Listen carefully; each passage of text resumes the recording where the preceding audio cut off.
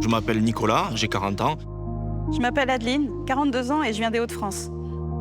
Je m'appelle Dorian, j'ai 40 ans et je viens de Provence-Alpes-Côte d'Azur.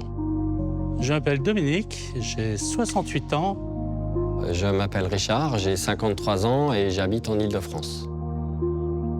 Le gros avantage du Scénic, c'est qu'il est connecté avec une application. Dès que mon téléphone sonne, que je sais que je dois partir en astreinte, la première chose que je fais, c'est j'ouvre l'application du Scénic, je le mets en chauffe. Je suis sûr à 100% qu'au moment où je vais monter dedans, il est désembué et s'il y a eu du gel, il n'y a plus de gel. Donc je peux partir immédiatement. Et c'est vrai que pour moi, ça, c'est un vrai plus.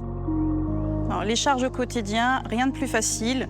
Moi, je suis quelqu'un quand même d'assez peureuse, donc je ne vais pas en dessous des 20% d'autonomie. Et je charge la voiture, on va dire, 3 fois dans la semaine. Comme pour aller à la pompe, on n'attend pas qu'il y ait le voyant qui s'allume. On recharge tout simplement à la maison. En termes d'entretien, il y en a très peu. Il n'y a pas de carter d'huile, il n'y a pas de boîte de vitesse, il n'y a pas beaucoup de pièces qui s'usent, donc pas de vidange, pas de filtre à air, pas de filtre à huile, pas toutes ces choses qu'il faut changer tous les 10-15 000 km et qui maintenant coûtent beaucoup plus cher. Ne plus avoir les mains qui sentent le gasoil, ne plus faire la queue à la station-service, avoir un prix du carburant qui fluctue en fonction de contextes géopolitiques qui m'échappent en totalité, ne plus être dépendant de telle ou telle grève de transporteurs de carburant me va très très bien.